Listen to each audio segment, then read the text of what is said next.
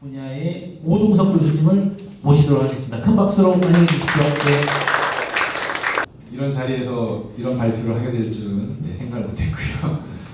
저도 이제 이 내용 최근에 좀 알았는데요. 보니까 2023년 11월 28일 날 조례 예시간을 교육부 장관이 배포를 했고 그 내용이 거의 대동소이한 듯합니다. 근데 사실은 이제 수범자라고 하는 말, 수범자 내지 수규자라고 이제 말을 쓰는데요. 그러니까 헌법이 인권을 보장하고 있으면 그 인권을 존중하고 보장해야 될 책임을 지는 것은 국가이고요. 국가는 당연히 지방 정부를 포함할 거고 교육감이든 장관이든 다 거기에 포함된다라고 볼 것이고 교육을 담당하고 있는 교사도 일정한 부분에 있어서 당연히 이제 공무원으로서의 그런 책임을 지고 있는 것인 거죠.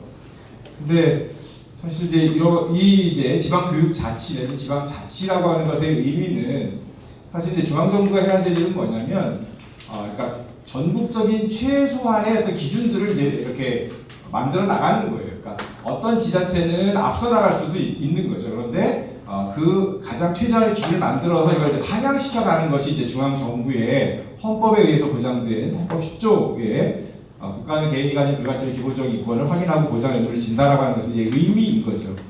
근데 이거는 오히려 학생 인권을 보장하겠다라고 하는 교육청이 있는데 그거를 이제 끌어내리는 이런 작업이니까 제가 보기에는 헌법에 반하는 행위다라고 생각을 하고요. 30년의 지방자치의 전통을 훼손하는 것이고 이렇게 된다라고 한다면 지방교육자치를 시행할 이유는 사실은 없는 것인 거잖아요. 물론 그렇다고 해서 시도교육감이 무조건 중앙정부의 정책에 반대하는 것은 아니지만 결국은 이제 자신을 선출해야 이제 주민의 민의가 어디에 있는지 그리고 그 민의의 가장 중심에 헌법이 보장하고 있는 인권의 보장을 소홀했다는 점에서 저는 큰 문제가 있다라고 생각이 들고요. 그래서 이런 내용 상황들입니다. 전북의 경우에는 이제 개정을 통해서 학생 인권의 어떤 목록들을 일부 이렇게 삭제를 하진 않았고요. 하진 않았고 인권 실천 계획이라든지 인권 담당 기구를 없애는 정도로 그래서 구체적인 조문은 남아 있는 상태고요. 충남은 이제 폐지 조례안을 의결이 됐고 재의결까지 된 다음에 교육감이 대법원에다 제소를 했고 대법원에서는 이제 재의결 집행정지 그러니까 그 의회에서 폐지하는 걸 재의결한 것을 정지를 시킨 거죠. 그러니까 여전히 지금 효력은 유지가 되고 있고 다만 이제 집행정지이기 때문에 대법원의 판단 여하에 따라서는 이것이 계속 유지가 학생인권 조례가 유지가 될지 아니면 폐지 조례안이 위법하지 않다고 판단을 해서 폐지가 될지는 이제 기다려봐야 될 것 같은데요. 사실 법적으로는 이제 쉽지는 않은 면이 있기는 합니다. 그러니까 이걸 이제 폐지하는 것 자체가 지방의회의 권한이다라고 보는 한편의 견해가 있을 수 있고 다른 한편으로는 이 인권을 보장했다가 이게 어쨌든 확인하는 것의 의미이지만 이런 것들을 없애는 것이 이제 인권의 후퇴라고 하는 측면에 있어서 헌법적으로 어떻게 볼 거냐의 문제라고 하는 측면이 있는 면이긴 합니다. 서울은 이제 마찬가지로 이제 재의를 요구한 상태이고 뭐 기사를 보면 6월 25일이나 28일 날 재의결할 계획이 있다고 하고요. 재의결하면 아마 충남처럼 대법원까지 제소할 가능성이 있지 않나 싶습니다. 근데 이제 경기도는 이제 그것과 다르게 아까도 설명을 드렸었던 것처럼 이 구성원조를 만들면서 이제 부칙에 아예 폐지하는 식으로 해서 앞서의 다른 시도와는 또 다른 길을 지금 가고 있다라고 보여집니다. 제가 이제 인권에 대해서 얘기를 할 때 항상 이제 인용하는 이제 내용 중에 하나인데요. 현행 법률에 보면 장애를 이렇게 정의를 합니다. 신체적 정신적 손상이 사회생활에 상당한 제약을 초래하는 상태를 말한다. 장애인 단체는 앞에 그 용어는 그대로 쓰지만 붉은색으로 쓰는 글씨를 보시면 사회적 태도나 문화적 물리적 장벽으로 인해서 사회적 생활에 상당한 제약. 그러니까 장애인들이 사회생활에서 제약을 받는 이유는 어디에 있냐는 거죠. 그래서 위에 있는 법률은 장애인에게 있다는 것이고 아래에 있는 것은 사회 내지 국가에게 있다는 것이고 수범자의 의미는 바로 후자에 있는 거죠.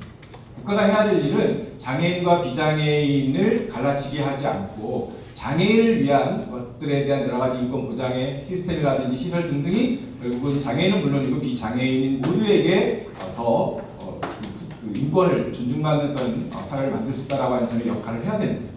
그러니까 대통령이든 국회의원이든 지방의회 의원이든 교육감이든 다 이런 관점에서 접근을 해야 돼요. 어떻게 하면 학생의 인권과 교권을 충돌하고 대립하는 것으로 보아서 학생을 계속해서 이렇게 대립적인 관계로 보는 것이 아니라 어떻게 하면 학생의 인권도 보장하고 교사의 인권도 보장할 것인가를 고민하는 것이 바로 이제 이들 수범자의 역할인 거죠. 이거는 그렇지 않고 이거를 학생과 교사의 문제로 이렇게 대립관계로 가져간다라고 하는 건 결국 이제 헌법이 보장하고 있는 기본권을 보장해야 될 적극적인 역할을 하지 않았다라고 하는 건 사실 이제 반증인 거죠.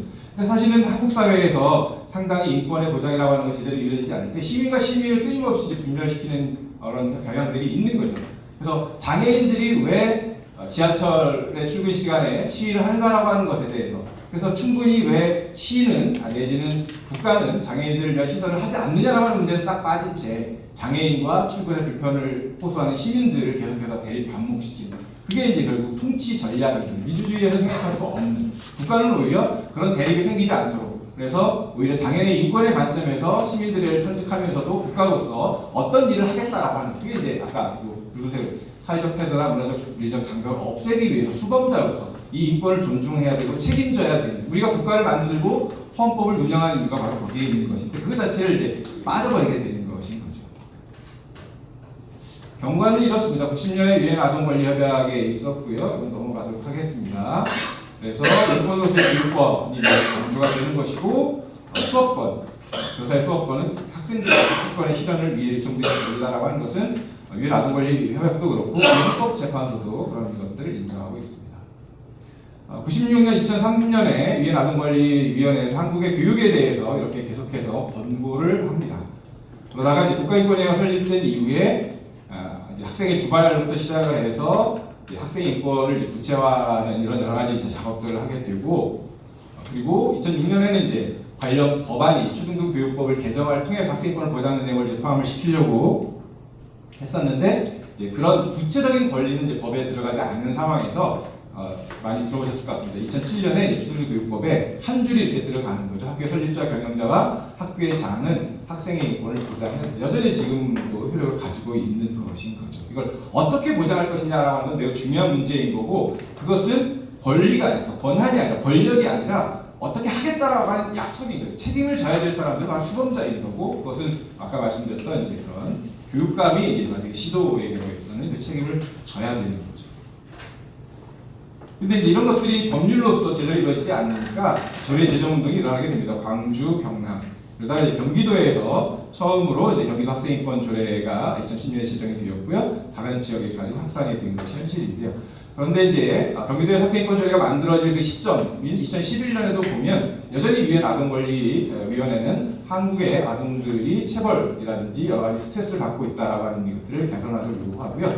2019년에도 마찬가지인 거죠. 보시는 것처럼 학생의 개인정보를 공개한다든지 소지품을 검사한다든지 복장을 제한하고 있다라고 하는 것이 이제 결국은 문제다라고 하는 얘기를 끊임없이 얘기를 하고 있는 거죠.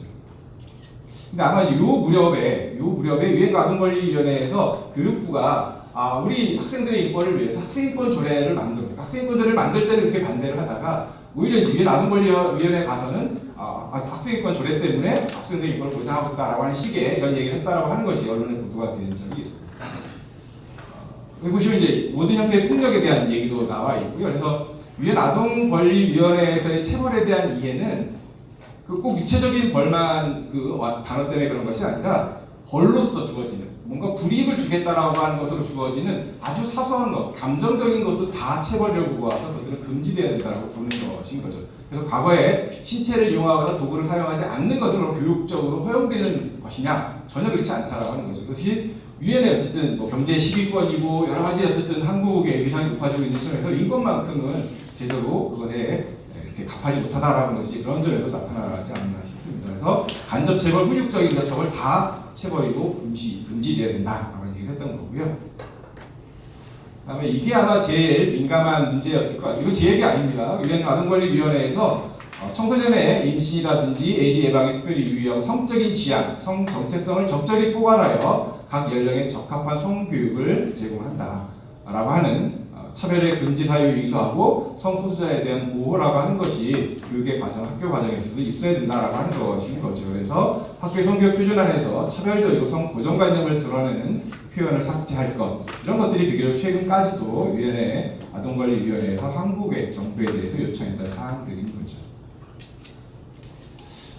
네, 여기서 이제 헌법적인 관계라고 하는 것을 보면 아까 이제 설명을 주셨던 것처럼 권리와 책임이 어떻게 보면 이제 일부러 맞추신 것 같아요. 개수를 이렇게. 그죠? 아까 학생도 그렇고 교사도 그렇고. 근데 헌법을 보시면 헌법의 10조부터 37조 1항까지가 기본권 조항이고요. 의무 조항은 38조, 39조 두 개밖에 없는 거예요. 왜 그런지를 생각해 보셔야 되는 거죠. 국가하고 개인의 관계는 힘의 그 관계라고 하는 것이 개인이 낙할 수밖에 없는 거잖아요. 그렇기 때문에 그것들을 보완하는 의미에 있어서 개인들에게 국가에 의해 침해당할 수 없다라고 하는 인권을 보장한 거거든요. 그러니까 사실은 모든 사람이 평등한 사회를 지향하지만 모든 사람은 평등하지는 않습니다. 여전히 권력적인 관계가 존재하는 거죠. 회사에서도 그렇고 학교에서도 그렇고 그런 거죠. 대학에서도 그런 것이고요. 또 가정 내에서도 그런 것이잖아요. 그럴 때 인권이 있어야 되는 곳이 어딘가라고 하는 것들은 당연히 약자의 편에 서 있는 거고 약자에게 마지막으로 뺏길 수 없는 이런 권리가 있다라고 하는 것들을 인정하는 것이 인권이기 때문에 사실은 모두를 위한 인권이라든지 아니면 어쨌든 실질적으로 이런 물론 이제 개별적인 관계에서 차이가 있을 수 있기는 하겠죠. 그건 이제 개별적인 문제를 구체적으로 들어가서 살펴봐야 되는 것의 문제인 것이지 학교 구성원이라는 이름으로 학생과 교사와 보호자를 같은 위치에 놓을 수는 사실은 없는 것인 거죠. 그리고 이제 또 하나 두 번째 있는 것은 헌법에서 말하는 이제 확인의 의무라고 하는 실정법화. 왜냐하면 우리는 다 인정을 해요. 학생도 인권의 주체다. 왜냐하면 국민에 포함되어 있으니까 헌법에 봐라 국민으로 되어 있는데 구체적으로 학생들이 학교에서 시민으로서 또는 국민으로서 어떤 권리를 가지는지에 대해서는 되게 논란이 많은 거잖아요. 그러니까 그걸 구체화하는 거죠. 만약에 학생이라고 한다면 학생으로서 학교에서 교육을 받는 그런 사람이기는 하지만 그럼에도 불구하고 인간으로서의 권리를 가지고 있는 헌법을 좀 더 구체적으로 그리고 이제 수범자로서 그러면 학교는 이런 행동을 해서는 안 된다. 아까 체벌이라고 하는 것이 금지돼야 된다고 한다면 그래서 이제 학생인권 조례를 만들 때에도 이런 권리가 구체적으로 있다. 그리고 이러한 권리를 위해서 학교는 또는 학교장은 교육감은 어떤 행위를 해야 된다라고 하는 거죠. 뒤에도 말씀드리겠지만 자는 학생을 깨우는 것은 인권 침해냐? 인권 침해입니까 아닙니까? 그거는 일도 양단으로 얘기할 수 없는 거예요.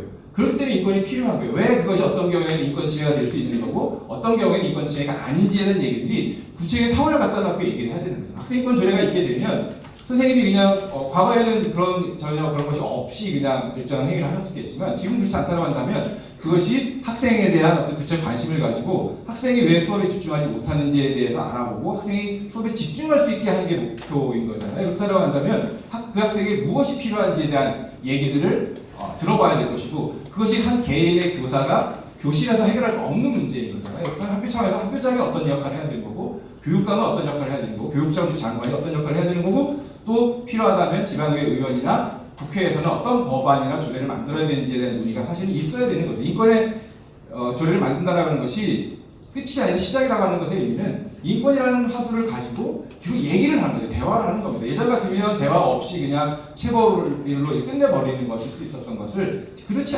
하지 말자라고 하는 것인 거죠. 학생인권 온관이 하는 역할도 뭔가 교사 선생님들한테 설령 인권 침해를 했다고 하더라도 당장에 어떤 힘을 발휘할 수는 없는 거죠. 근데 일단은 과연 어떤 일이 일어나는지를 알아보고 그거를 인권적으로 해결할 수 있는 방법은 없는 것인지 그리고 여러 가지 만약에 지도적으로 필요한 부분이 있다면 어떤 것이 필요하다라는 얘기들을 계속 조언해주는 역할을 하는 것이 학생인권 온관이고 큰 의미에서 이제 인권 옴부즈맨, 옴부즈 퍼슨의 이름으로 다양한 영역에서 운영이 되고 있는 것이니까요.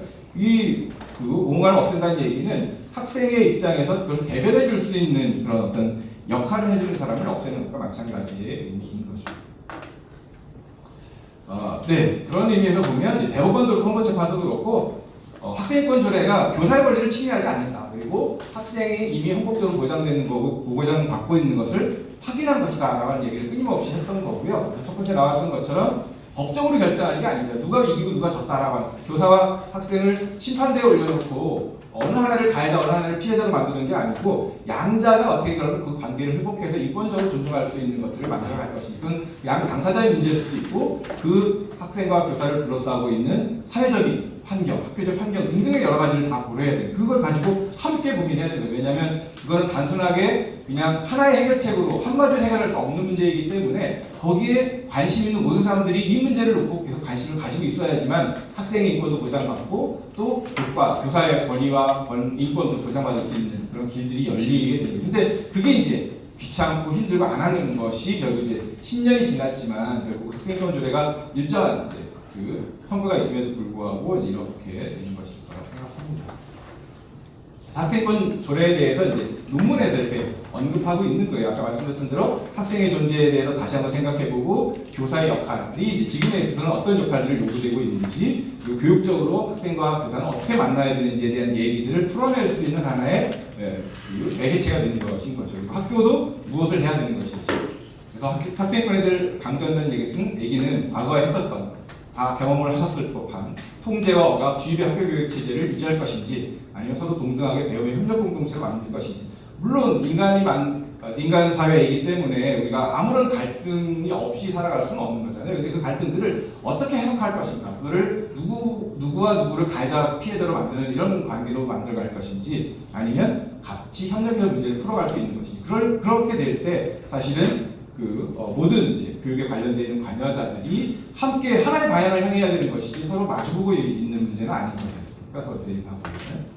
그리고 학생인권 조례가 제정되기 전에 교육청에서는 전혀 학생인권에 관심이 없다가 생겨났다, 이런 의미들이 학생인권 조례에 있었다라고 하는 거죠. 실증 연구를 피하더라도 학생인권 조례가 완전히 바꿔놓지는 않았다. 그렇지만 긍정적인 역할을 하고 있다. 그러면서 다른 한편으로는 학생인권 조례는 학생인권을 보장하기 위한 필요 최소한의 법적 기반인 것이지, 인권 친화적인 학교를 만들려면 학생인권 조례 말고 다른 여러 가지가 다 필요하다. 그게 무엇인지에 대한 고민을 사회적으로 고민해보고 각 시도교육청별로 더 그 지역의 특성에 맞는 이런 것들을 고민해보자라고 하는 취지가 이제 사실 출발점의 시작이었던 것인 거죠. 그런 것들을 다 지금 원위치 시켜가지고 이렇게 하는 것이 이제 상황인 거죠. 그렇기 때문에 이제 폐지 자체가 저는 이제 문제가 있다고 생각하고요. 요 밑에 있는 겁니다. 경기도 학생인권 조례에 대해서 경기도민 등이 신뢰를 형성한 바가 있고, 그러면 이제 헌법에 따른 법치주의 원리에 따라서 이걸 폐지하는 것이 지방의회 의원들이 마음대로 결정할 수 있는 것이 아니라는 거예요. 그런 의미에서는 왜 폐지해야 되는지에 대한, 단순히 교권을 보호하기 위해서라고 정말 그럼 어떤 일들이 있었는지에 대한 것들을 증명해내야지만 이것이 폐지될 수 있는 거예요. 그렇지 않다라고 한다면 국가 권력은 언제든지 시민들의 권리를, 인권을 무시하고 침해할 수 있는 거잖아요. 이것이 여러 가지 국가 안보라든가 등등에 의해서 권력들이 나라고 얘기할 수 있는, 과거에 독재 정권 아래에서 권위 정권이 했던 모습들일 거라고 생각합니다. 예, 그래서 어쨌든 저는 교사의 역할들, 정치적인 문제, 이런 문제에 대해서도 과연 교사들이 제대로 목소리를 잘 드러낼 수 있는지에 대한, 그리고 교권에 대한 문제되는 것들이 어디에 기인하고 있는지에 대한 얘기를 충분히 할 수 없게 만들어버리게 되는, 정치적 권리라든지 근로자로서의 권리를 가로막고 있는 데에서 생겨날 것이라고 생각을 합니다. 그런 점에서 보면 이제 이런 후퇴를 금지한다라고 하는 것의 의미는 헌법에 명시적으로 나와 있지는 않지만 헌법의 존재 이러한 측면에서는 반드시 매우 중요한 것인 거고, 이것이 이렇게 단순히 교육청의 어떤 일정한 논의 과정을 거쳤겠지만 그것만으로 해소될 수 없는, 그래서 헌법 내지는 이제까지 인류가 발전해 시켜온 인류의 소중한 약속이라고 하는 인권의 관점에서부터 근본적으로 좀 따져봐야 될 거고, 여기에 대해서 마땅한 책임을 져야 될 겁니다. 마지막으로 제가 아까 그 조례에 대해서는 일부러 이제 자료집에 약간만 언급을 하고, 왜냐하면 그걸 가지고 논의를 하기 시작하면 그 논의에 저는 집중되게 된다고 생각하거든요. 그러니까 이 전체적인 것들을 가지고 논의를 하는 게 필요한데, 거기 보시면 선생님들에 대한 어떤 태도, 이런 품위, 이런 조항들이 있는 거예요. 그런 것들에 대해서 그러면 교육감이 선생님들은 선생님으로서의 그런 모습이 아니십니다라고 얘기를 하게 된다라고 하는 것, 사실은 교권을 침해할 수 있는 어떤 권력을 사실은 교육감이 가져가는 것이고, 그것이 학생, 교사, 학부모까지도 이렇게 보호자까지도 통제할 수 있는 통치 시스템이 사실 마련되어 있는 거거든요. 그래서 그것이 가지고 있는 의미는 사실상 헌법적으로 보면 매우 중대하고 심각한 문제일 거라고 생각합니다. 네, 여기까지 마치겠습니다. 감사합니다. 너무 시간 많이 주셔서 감사합니다.